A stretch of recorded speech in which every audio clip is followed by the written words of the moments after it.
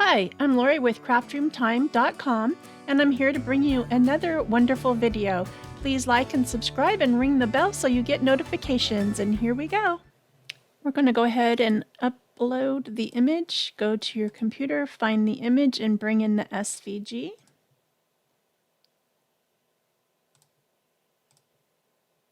Comes in, you can tag it if you like and hit save.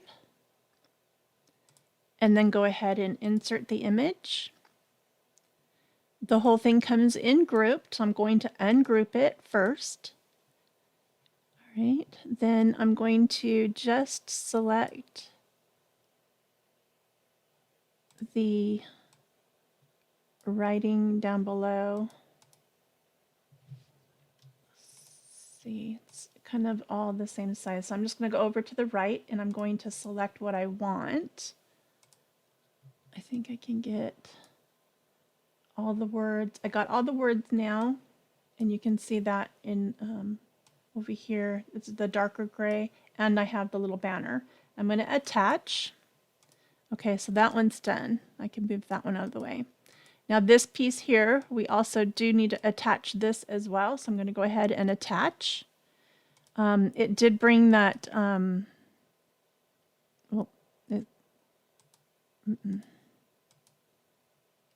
Nope, I'm sorry. I'm going to do the grab the black big circle and the lady, and I'm just going to shift select them over here on the side so I'm not getting that circle, the gray circle. Pull that off to the side, and I'm going to attach that as well. So now what happens is the gray circle is going to cut out by itself. This one's going to go on a mat by itself, and this is going to go on a mat by itself. Now you can go ahead and reposition this, and it might make it easier for when you go ahead and you apply it. In the video, I did not do this when I'm applying it to the iron. So go ahead and do this part. Grab those both and attach them. Well, it detached. I'm going to attach them. Okay, so it detached them because they were attached before, and now they are all attached into one, and you can check it just by dragging it around. Okay, so now we're going to go to Make It, and you'll see that that is on the gray mat, and then your black is on the one mat. Now, one thing I do want to point out is I did not resize this. So I'm going to go ahead and bring them all together and group it and then resize it. And I am using this on for a t-shirt, so I'm just going to go ahead and do an 11 by 10-ish. Okay, there we go. All right, you can keep it grouped, it shouldn't matter. I'm going to go ahead and save my project now, because if I come back to it and need to do anything, I want the size to be correct.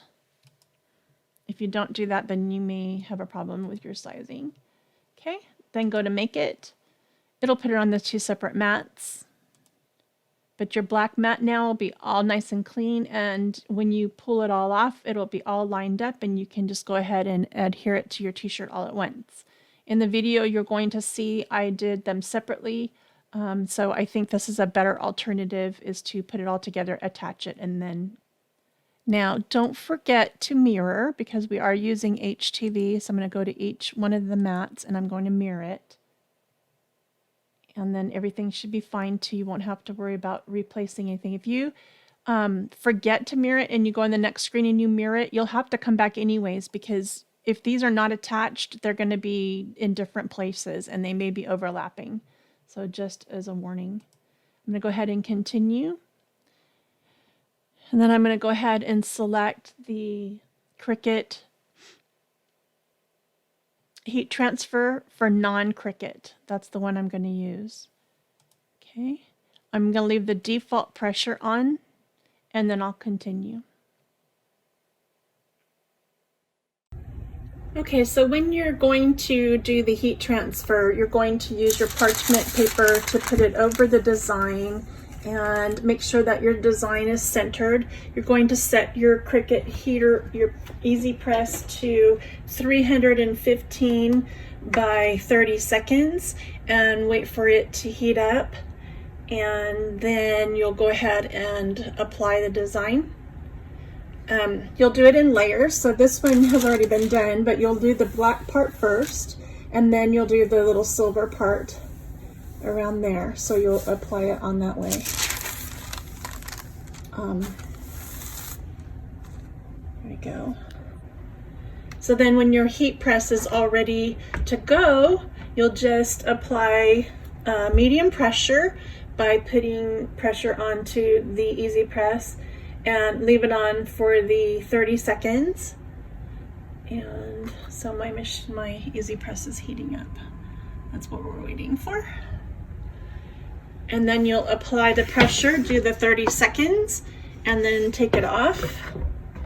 And take off your parchment paper, and then peel back your transfer tape to see if all the edges, I go like all around here, around the words, just to make sure that everything's pressed down before you pull the whole transfer tape off. That way you can repress it if you need to.